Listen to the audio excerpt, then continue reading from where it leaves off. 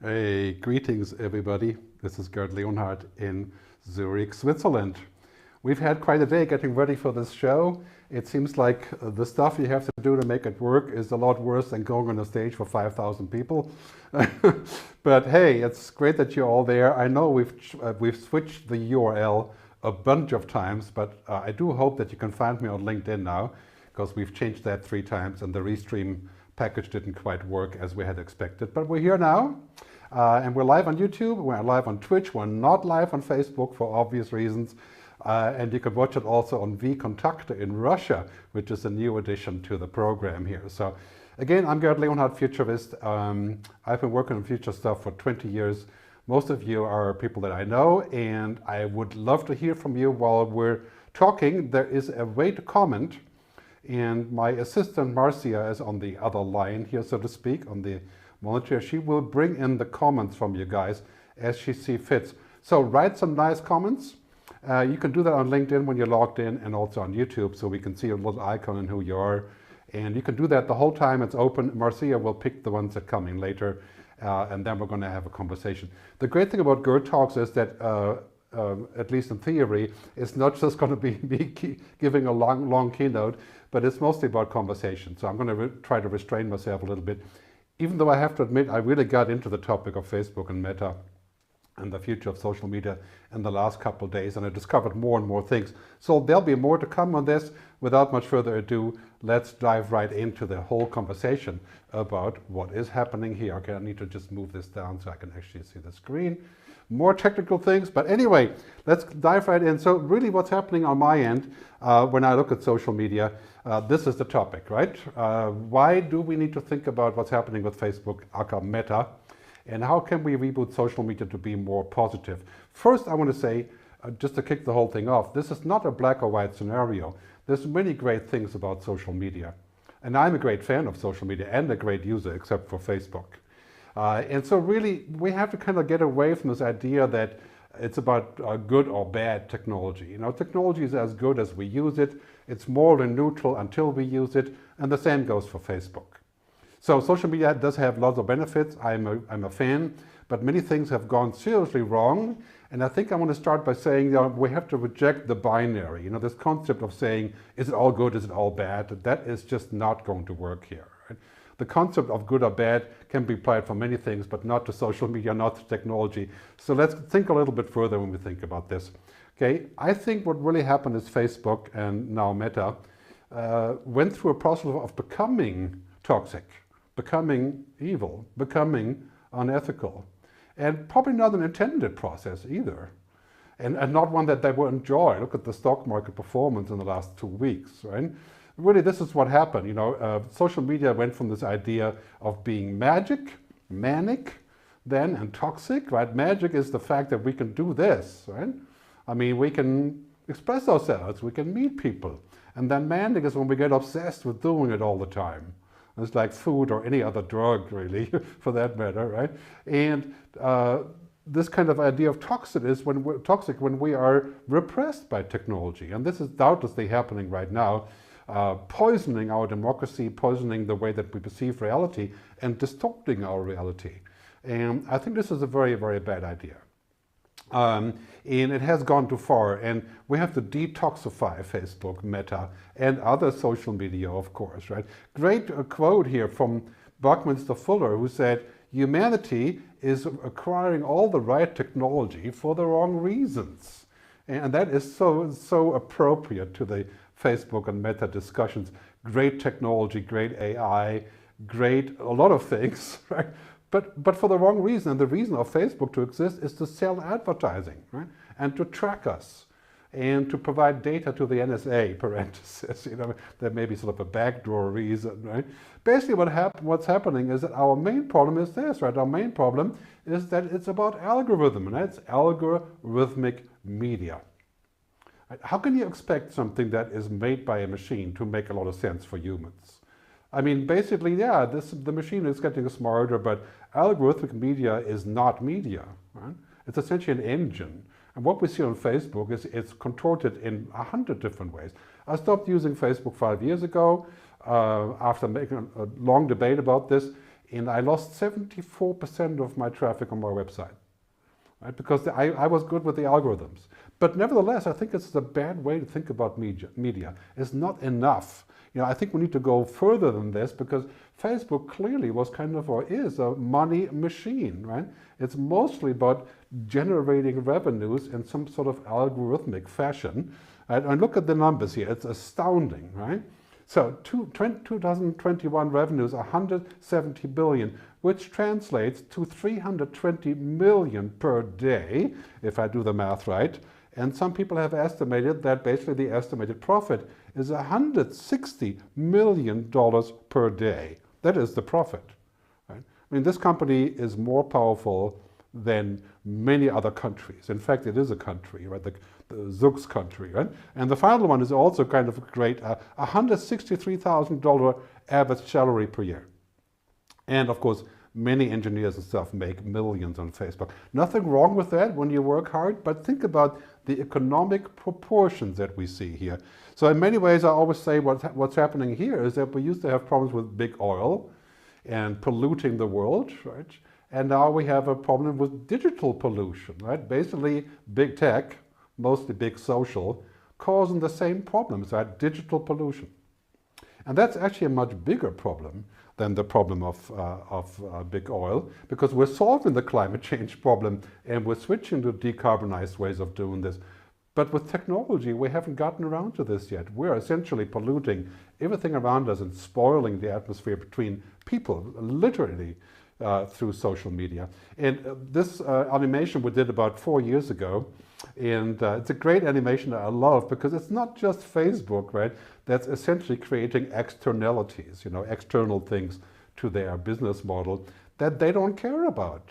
And I think this is dead wrong. We have to care about the side effects of what we're doing. And the side effects of too much technology, too much media, is a violation of user principles, it's tax avoidance, it's addiction, it's bias, it's manipulation, all of those nice things. But, the stance has been from companies like this, technology companies and social media, is to say, well, let somebody else worry about it.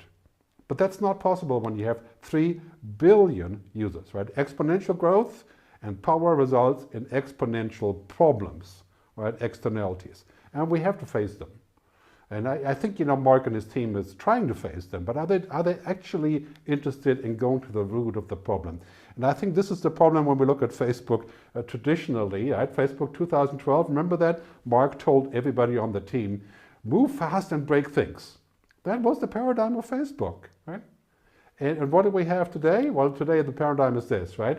Basically, move faster to get away from the things that we've broken. Right? And that is metaverse, right? We're going to move fast, do something else because we've burned everything else. And this is a very bad strategy in my view, and it's irresponsible, it is unethical, and it's what I call permissionless hyper-innovation. Right? No permission, no supervision, lawmakers catching up is basically detrimental to society. And that responsibility lies, of course, with the leadership and with Mark, having 3 billion users. It's not like we can just pull the plug. I left, but under what cost we can discuss later what that means. So very, very important thing here as we're moving into this future, there's sort of a trust line that Facebook has been crossing all the time and everywhere. I looked at this the other day, I couldn't even get it on one screen. Like 300 instances, right? Facebook has crossed the trust line with impunity, right? Here's a little scrolling thing I did, if I waited for that to go to the end of the page, would be here tomorrow evening. So it's a huge thing, and of course you know about the Facebook files on the Wall Street Journal, right? It's all right there. And what is happening in terms of actually setting that straight? Nothing, right? People are buying Facebook stock, now they're going to buy even more because it's down, so they can monetize. That's the same people that buy Aramco, the Saudi Arabian oil company. At the exact same time that we're wondering if we can exist in 40 years with 5-degree global warming, right? This is just dead wrong. So we're going into the future where this, again, profit and growth, is the paramount objective. Doesn't matter what the externalities are. And this is the Facebook problem. To really end this, to fix this, we have to think more than profit and growth. As I like to keep saying, the good future is all about people, planet, purpose and prosperity, right? It's not just about one thing, right? And look at the Facebook stock here, right? I mean, if you invested in Facebook, 439% increase. That strikes me a lot like the oil companies in the old days. You know, enormous profits, enormous problems, and enormous other things that we have to work on, and nobody does. And here is Mark showing us his beautiful metaverse. Right? And when you watch these videos, you kind of get the feeling like he believes that this is the next big thing, because clearly you don't have to be real to go there. You can be virtual. And I think this is the biggest problem that we're seeing here, is that clearly technology can be good or can be bad, but it doesn't have ethics. Right? I'm not talking about Mark here having ethics or not. I sure hope he does, and I try to find them. But you know, technology doesn't have ethics. And creates a big problem, because if we define ethics like this, is known the difference between what you have the right or the power to do and what is the right thing to do, you know, then Mark isn't doing the right thing. And Facebook's board members aren't doing the right thing, because they're doing what they have the power to do, what we give them the power to do, which is to mess with our data and pass it on and sell it. Right? We're going to need this. Right? We're going to need protection. And we need to shield ourselves from the things that we never really signed up for. This is abuse. And I think Facebook has that story written all over it, and other social media companies I'll talk about shortly have a very similar story. This needs to end. As a great article in The Atlantic said the other day, basically it's the largest autocracy on earth, right, that we're currently facing. And how are you going to change that when companies are so powerful and basically can do whatever they want? Great comment here from Gizmodo. It's a testament to Facebook's monopoly that the platform can feel so shitty while using deeply inescapable, feeling deeply inescapable at the same time. And that's what everybody says I talk to, says, I can't leave Facebook, I'm selling bicycles, or I'm renting my hotel, or my house, or whatever I do on Facebook, I meet girlfriends or whatever. I can't get away from it. Right? I mean, this is true feudalism, right? We can't do anything. Right? So, and this is what brands do. Right? Brands are lying like a turtle in their bag and saying, oh my God, no, we can't do without Facebook. We're going to stuff them with billions of dollars. There was a boycott there for a short time, didn't work, and nobody cared for it, and basically it was all just sort of greenwashing or face washing, you could say. Right? That is not good. I think brands need to live up to the expectation of doing the right thing with their money. And now Zuck is saying, well, now we've kind of timed out, the user growth isn't there anymore. For the first time ever, Facebook lost users, right? And now we're going to conquer the metaverse, right? We're going to go to this place. This is the Facebook work room, the Horizon room, right? Basically where we go there to work, to live inside of Facebook. And, if we're tracked and watched and observed already through Facebook, imagine what this will do. I mean, in theory, if it could even work, right? That is a whole other debate. Right? And this seems like a fantastic place, for people who are obsessed with geek technology like myself. But, in the long run, this is really what the metaverse is. All of these things, concerts, social events, online shopping, workplace, social media, device independence, and all these things are coming together in the Facebook universe to create a really powerful concoction of new things. And so here I'm wondering, is it going to be like social media, but 500 times as bad? 500 times the tracking, the obsessions, the surveillance, the manipulation, the dehumanization. Do we really need that? And is it going to be just for the rich, like us, the top 10%, which most of us are? We can afford the $1,000 headset, which is more like a couple $1,000. The HoloLens, of course, and Oculus left about 400, I think. But it's, basically you're going to have a T1 internet connection to make this work. Doesn't strike me as a good way forward. Right? So here, this concept here, the useless real life, that's the metaverse concept. Right? We don't have to live for real. We can live in there. And that would be great because there's so much money to be made. In fact, I'm thinking about starting a Gerdaverse. I talked about that already last week. Where we can meet virtually, and I can continue to do that in 50 places in parallel at the same time and charge you lots of money for it. The bottom line is, this is dehumanization. And the metaverse could be great for work, for learning, for commerce, but it could also be detrimental to people, right, to humans, because of the dehumanizing effect. And that is the biggest thing that I believe we've already seen in scenes like Black Mirror. You've seen, of course, all the stuff on Black Mirror, you know, where we basically are living in a world that's constantly supervised and connected, and we're constantly living in the fear of missing out and not connecting and not doing the right thing, right?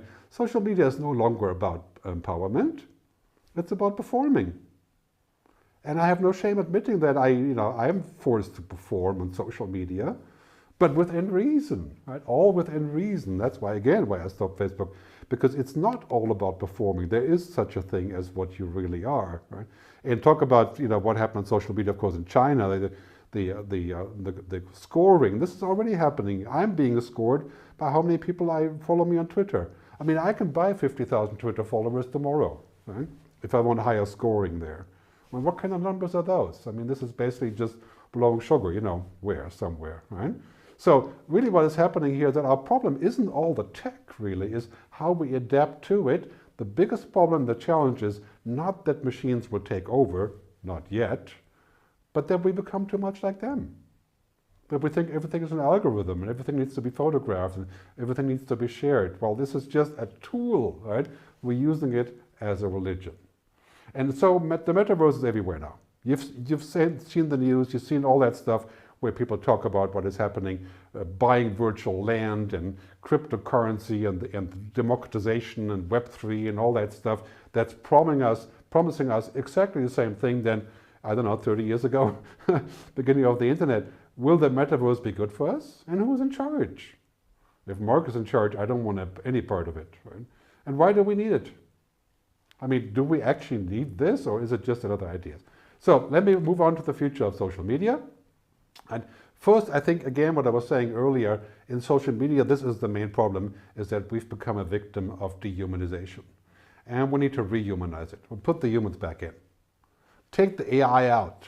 Not out, but, you know, put the humans in charge. Keep the humans in the loop. There's nothing wrong with using intelligent machines or AI if we can also use humans to make up for what really matters. Human editorial, human writing. Right? Not bots writing. Bots can probably do some content checks, but that rehumanization needs to look like this, the handshake between humans and machines, right? And imagine if we're going to go into the metaverse and that doesn't happen. We're going to be in the deepest trouble we can imagine. Tim Cook, one of the more wise leaders of technology, and a company that I would trust more than most of the other ones, he says technology can do great things, but it doesn't want to do great things. It doesn't want anything. And that is so true. We want to have a good future, we have to do it. We're not going to find a machine that makes us happy, or an app that can download happiness, or an app that fixes politics. Right? Again, this is subject to policy. And some policy will include, of course, protection, like we've been discussing here in Europe and the European government. Many of those discussions are very, very squarely about this topic, right? Trust and truth. How are we going to protect what is true? Well, you know, then many people say, well, you know, what is true is always relative. No, it's not. You know, there are still facts that are obviously true or not. I think public service media and public broadcasting principles should be applied to social media broadcasters. Social media where I exchange messages, that's different. That's like a telephone. That should be subject to common carrier rules. But if we're going to use social media for broadcasting, then that is news, that is media, needs to be subject to those rules. And here are the rules that we know all too well from public broadcasting. And even more ironic now that the UK now wants to get rid of the BBC, the most venerable public broadcasting institution in the world. What a shame, right? Anyway, universal access, interdependence, impartiality, transparency, a long list. That's what we have to ask from social media. Because you know, when they cross the border from private communications and messages, like maybe Snapchat or so, and become Instagram, then we're talking about broadcasting or narrowcasting, whatever you want to call it, should be subject to different rules. And here's the bottom of that rule. It should be up to the spirit of a common good. Creating a common good, that is the point of media, right? A common good is not just created by monetization, by more ads and making more money. And this kind of black box problem, like we don't know how this works, that is just not going to work out for us, right? We need to empower the users to select their own filters in the sorters and not be subject to some unknown algorithm that sells my information across all websites. Right? So rehumanization, transparency, control of the feed. The algorithms, not just the feed. Right? So why do I see what I see? And can I change what I see and how I see it? And can I opt out completely from how the feed does things? Do I have power? And the answer is right now we don't. You know, it's basically Zook in his bedroom deciding if he wants to change that tomorrow. Not a good idea. Right? I mean, we're living in a world like this, subject to numbers. And you know as well as I do, you know, numbers can be bullshitted. Right? I mean, basically, if you torture data long enough, it will confess to anything. I think you heard that before in some of my speeches. But really what we have here is humans don't live by numbers. We're not binary. We're multinary. Right? We need nuances, you know, not just zeros and ones, not numbers. And we need meaning, not speed. The most important thing, as Seligman, a famous psychotherapist, says, happiness is PERMA, right? Positivity, engagement, relationships, meaning, accomplishment. That's what happens between people. It doesn't happen in numbers. And we should stop trying to find it there. Yeah? We should move on to a place where we can support this. And we need to go from this idea of data mining. Right? Basically, that is what the internet has become, and social media has become the primary example of this, to the idea of data mining, where we own the data. Another impressive chart we just finished. Thank Sylvain for creating this. Social media. Right? We need to create a digital dividend. The benefit of social media has to be passed on. And I think a dividend would be a fair tax to content creators, to journalists, to writers, to public media, to create a public dividend from that. I think that would be completely the right approach, you know, to actually make sure some of the money reaches more people than get this. Only 6 major cities in the US that make most of the money from technology and social media. And of course, the Bay Area is #1. Everybody else gets to worry about their jobs and to figure out how they're going to advertise on Facebook to sell their stuff. The European Commission, Mrs. Vestager here, has talked about this many times, and I think this is really important to realize what the message of the Commission is. And I think many times it can be perceived as being overly stringent and maybe bureaucratic, but I think they're doing a fantastic job on bringing this home. And so let's listen to this message. We share the same ambition to create a sound and future-proof legal framework for trustworthy artificial intelligence in Europe, so that people can benefit from AI-driven products and services that are safe and that respect European fundamental rights and values. Right? But in the end, is this, right? As her colleague says, Ursula von der Leyen, the president, of course, we cannot leave decisions which have a huge impact on democracies to computer programs without human supervision and being run by back rooms or boardrooms in Silicon Valley. No, we have to understand what this means. Right? This is a major thing in our lives that we need to regulate. And look at all the discussion about the boycotting of Facebook. I encourage the European Commission to keep on pointing the way here. And I'm grateful for the Digital Markets Act and others that they have already looked at and enacted and set forth, and very powerful stuff. I understand sometimes it may take us a step too far, but the bottom line really is all about this. You know, when we move into social media, we think about our future. It's really a great saying here from the Cherokee Indians that I like to use a lot. The wolf you feed is the wolf that wins. Right? If we're going to feed the monster of algorithmic media, give it our money, give it our attention, then this is what we're going to get. It's just like we've been saying, well, we want to drive a car, so we're going to get gas, right? And the oil companies are fine because they help us drive. Well, that is no longer working. And so here's a couple of bullets that I would suggest. First, we need to protect private social media communications, just like we do on the telephone, which is obvious. And the next one is more obvious. Require fair accountability, just like social media broadcasters, so that we know exactly what's going on and that we can look inside. Regulate and supervise those broadcasters just like any other media, but hopefully better, actually, since we haven't been all that successful here. The next one is empower users to actually switch Right? These people are not interested in you switching. The metaverse isn't going to allow you to switch quickly back and forth. I mean, that is all a theory, right? Real choice on how one's content is being filtered, and of course, reinforce antitrust.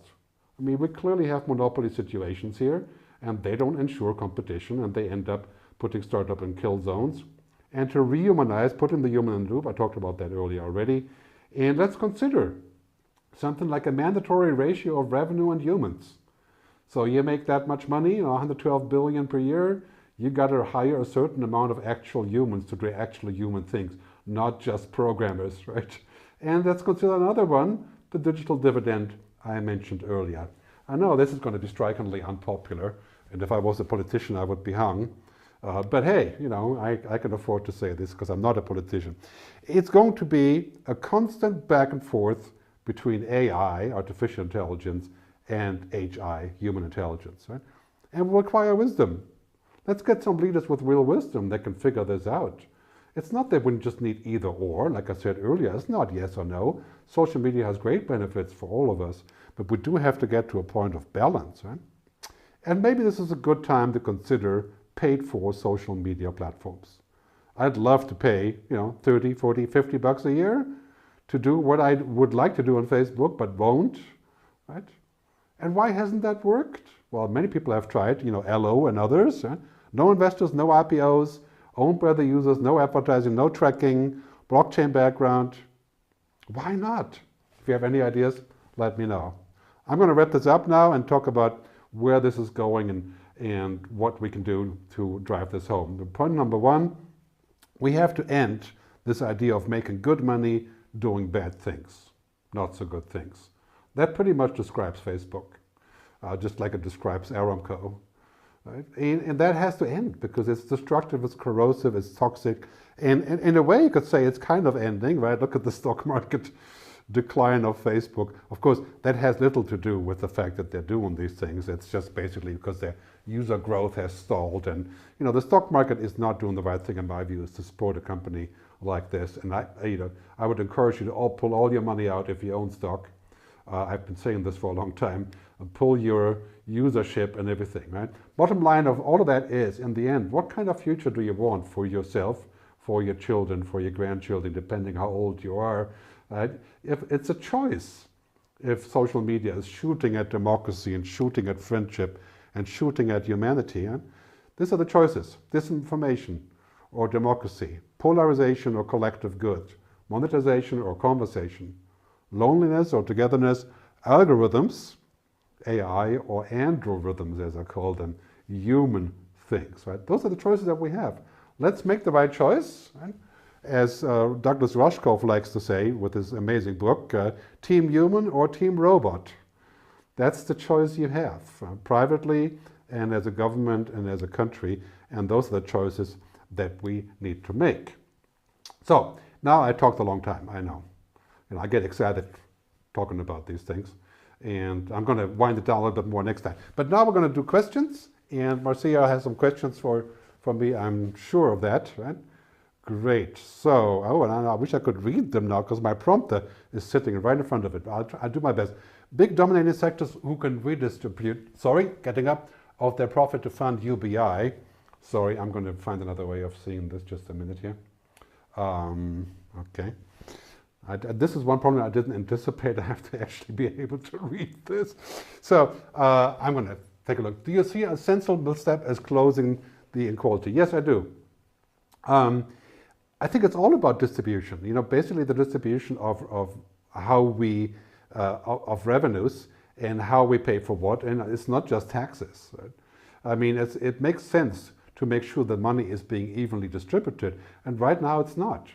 The benefits of technology are going to us, when we use WhatsApp for free calls and Spotify and so on, but the financial benefits are going to very, very little percent of the people that own the technology, and that isn't right.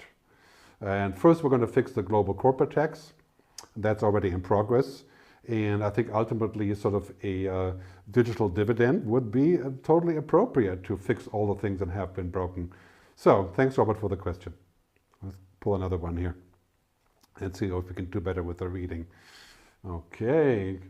James Barrett, as AI's power moves towards general AI, oh, this is really going to, I'm going to move this over here. Just give me 1 second here to actually be able to read this. So sorry about that, practical things, right? Just a minute. So you see, we are not entirely perfect on this quite yet, and you're kind of like the guinea pigs. I'm just kidding. So, as AI's power moves towards general AI and beyond, is the lineup of tech giants in charge of the technology ethical enough to discharge the responsibility? Again, I would say not. And the other problem is clearly that maybe it isn't the job of a tech company CEO to worry about the future of the world. It's not the job of the World Bank to save the world, as was outlined in the Ministry for the Future. Or maybe it will become the job of the World Bank to do that. But does a CEO have other goals than solving these problems? Of course. And in the end, I think we can't really get the companies who own the power of technology to restrain themselves and not taking $1 trillion. That's like asking Aramco to say, would you like to make sure that oil becomes superfluous and the price goes down? So we're going to need a lot of government intervention here, a lot of wisdom, and a lot of users refusing to be part of it and voting with their money. And it will take all these actions to actually get to a point where technology companies are going to change their behavior. I mean, you can see with Apple, for example, you can say what you want about Apple, but this is an important strategy. Privacy is at the core of what Apple is doing and wants to do, and they may sometimes go wrong there as well, right? But clearly, the idea of, the luxury payments that we pay for Apple versus being more private is, of course, also an exclusivity issue, right? So I think basically going back to what I said a long time ago in my books, Technology versus Humanity, which is right here. There it is, beautiful, right? My animation, love my animations. I said in the book, basically, we need to make sure that we go into a future where we can balance those two things, right? And where we can figure out what is the right thing to do, where we can build something like an ethics council. And I think, it's been tried at Facebook, of course, failed completely. All you have to do about that, read Dave Eggers' new book called the first one was called The Circle, and the other one is called The Every. It just came out. Great book to read, a comedy on the current situation in Silicon Valley. But basically, we're going to need some sort of global ethics council. And I've recently started calling it the Humanity Futures Council, because if we don't solve this problem, we're compiling large problems on top of each other, creating huge structural issues. Thanks for the question, James. You're the guy that wrote the book. Great to have you here. Tim Cole, great, member of the Futures Agency. Thanks, Tim, and greetings to Austria. How can we realistically hope to ever rein the internet monopolies in? Antitrust in 1890, Ted Roosevelt, do we have time to fix the web? Yeah, no, it's not just about antitrust. I think the main thing is about the market realizing that when all you care about is trust, is growth and profit and more jobs and more monetization, you end up with a broken world. And so advertisers need to pull their money from social media when it isn't done right, and that is another big debate, right? And when you stop supporting monopolies, of course, initially there's a suffering moment because you don't have the reach anymore.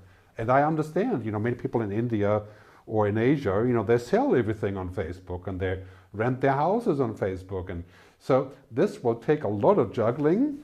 I think the European Commission, again, is doing a very good job in reining those monopolies, trying to rein them in. But it's also up to the users to stop using it. Just like we will stop buying cars with gas engines because we feel guilty. And we're going to fly less until we see airlines that have sustainable airplane fuel, or take the train, right? We're going to take our own actions. I do think in the next 10 years, this is going to be solved. And this issue of digital ethics, of course, then just goes from social media to artificial intelligence and genetic engineering. It's the same issue. So a combination of antitrust, a combination of user behavior, a combination of capital punishment in the sense of removing capital from the pipeline, I think that would go a long way to address this problem. And I certainly would welcome a conversation with Johnny Clegg, Johnny, I think that's his name, right? And of course with Zirk on these topics, I would have a few ideas on that. But anyway, I think it's much harder done than said, because clearly that amounts to a total revamp of the cash cow. And are people going to revamp the cash cow? Kind of doubt it. So thanks, Tim, for the question. Let's have another question here. Human World City is concerned about how CO2 this robots will go to consume. Well, very good question. 20% of CO2 today is being put out by computing, by data and computers. And that can be done much better, and companies like Google and Microsoft and others are making big steps to build more sustainable data centers. All that is happening. But you know, the metaverse is going to suck up data and computing power, and this is why the Intel CEO believes that it can't even be done. He says we don't even have 1/1000th of the computing power we need to run the metaverse. We're talking about live 3D rendering, you know, that in games like The Sims or other sort of games that people play there, 50, 100 or 200 people are a lot at the same time rendering. Imagine if we have 200 million people rendering. Yeah, that is a huge concern, needs to be addressed. In my view, also technology companies have to do a lot more to be sustainable, and also making very, very big steps into making computing more efficient and less energy intense. And this is an ongoing debate, I think. Otherwise, we may very well end up at the point where 50% of electricity use is going to go towards data centers. And that would be a very bad thing occurring. Keep asking questions, and I hope you're enjoying the show on YouTube and LinkedIn and Twitch and vContacte. Robert Schramm, thanks for asking. Do you think we can firstly use the metaverse to create concepts, to create a better world? No.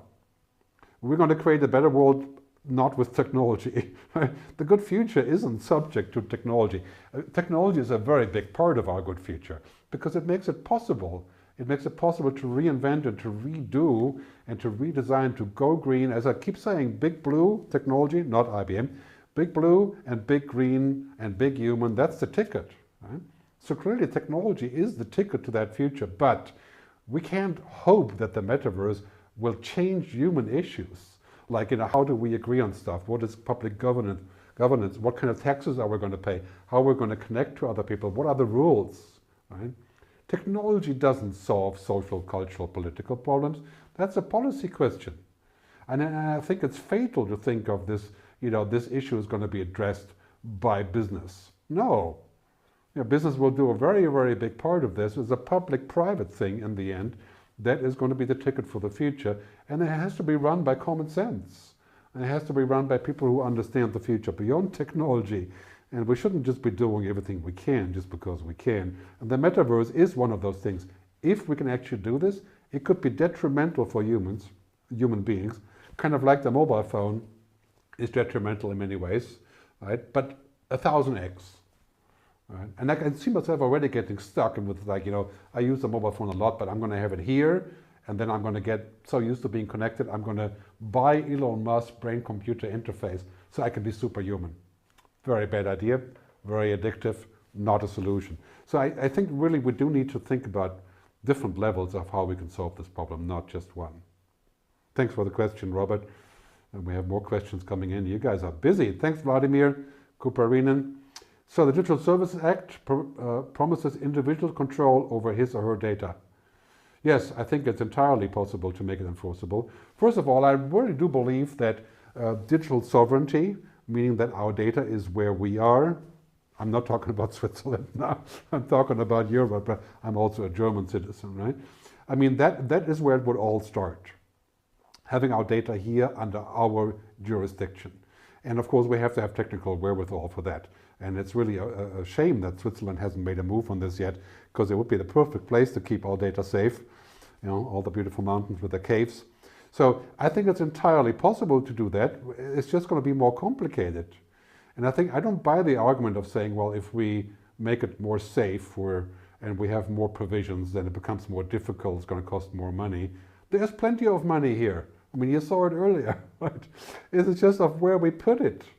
Right? Why would we not want to do that? You know, why would we not want to keep it human just because we have concerns about profit levels?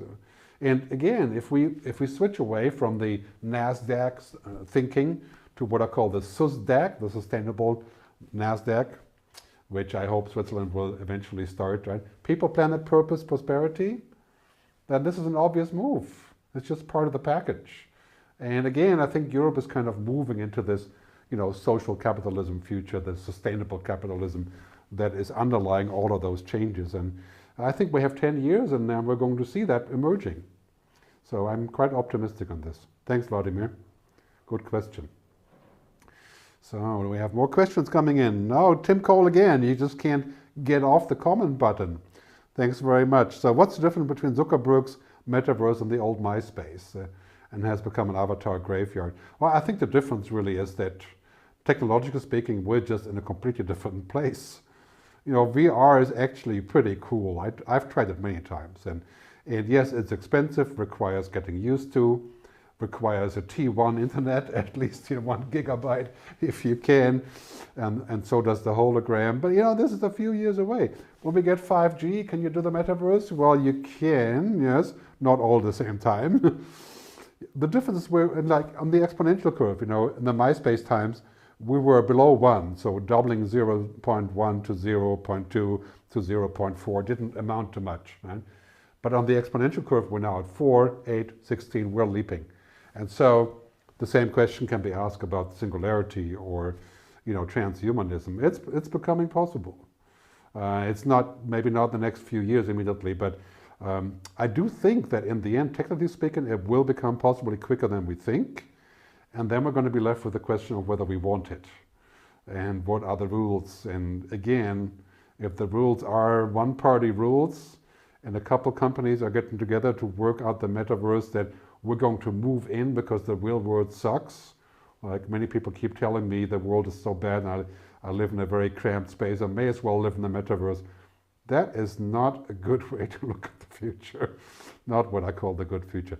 Thanks, Tim, for the question. We're going to take one more question because, then we're just going to go on. Okay, so is the solution to cut Facebook in different parts? I don't know. I don't really have an opinion on that.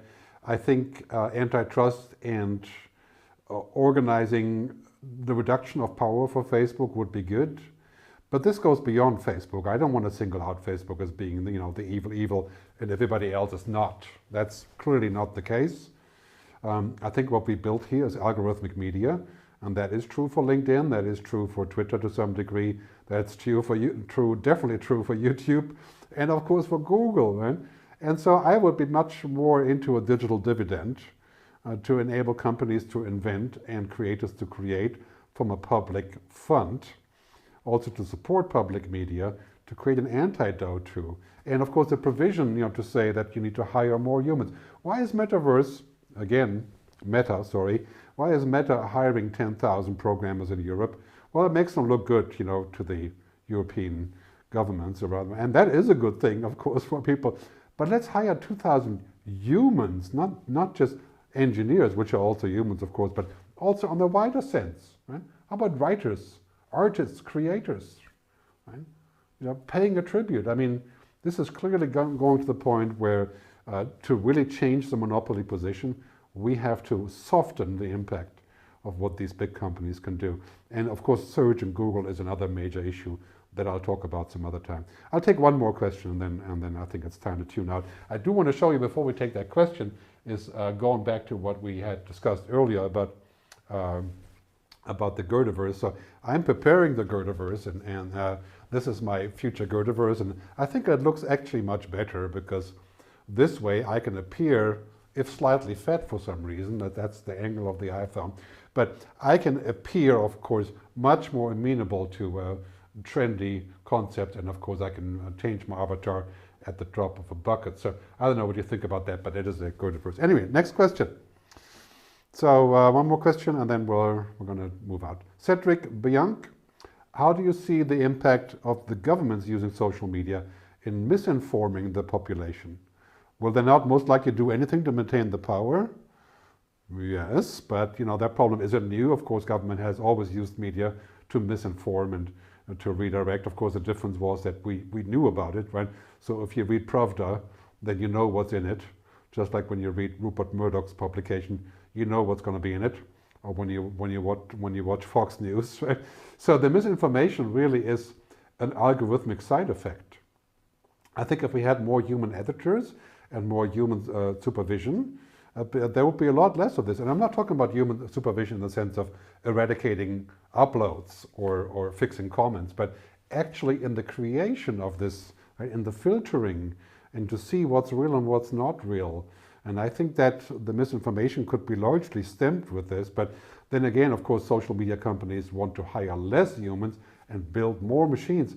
That is the entire business model. As Douglas Rushkoff again likes to say, Silicon Valley says that we're essentially saying in Silicon Valley that humans are the problem and technology is the solution.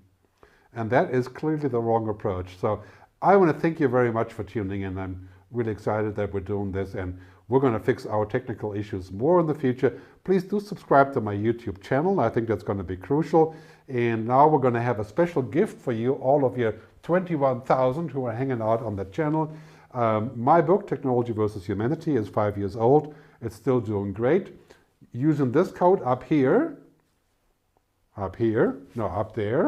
right? You can scan the code. You're very used to that from the COVID scanning, I'm sure. And you can get yourself a free copy of my book as an ebook and get it instantly in there if you don't already have it. Of course, if you don't already have it, then you're in trouble anyway, because you missed out on a very important publication. So in the end, we're going to play a short little snippet of my film, The Good Future, and you can download it and watch it on thegoodfuturefilm.com. And that is going to be extremely important to understand where we are going with this, because I think social media can be a part of that good future if we start fixing it and making it more human again.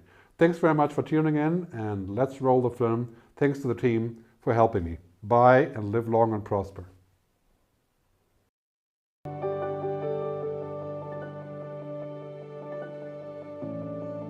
Are you excited about the future, or are you worried? Are you expecting good things or more misery? You know, these days when we look around, it seems like the future is pretty bleak. Netflix and Hollywood keep telling us stories about dystopia. Television tells us stories about more financial decline, more climate change disasters, clueless CEOs and politicians, and of course in the end the robots will take our jobs and then they will harvest our bodies for energy. But despite all that noise, I'm here to tell you that the future is better than we think. I believe in the future where human ingenuity, science and technology will and can solve our most important problems.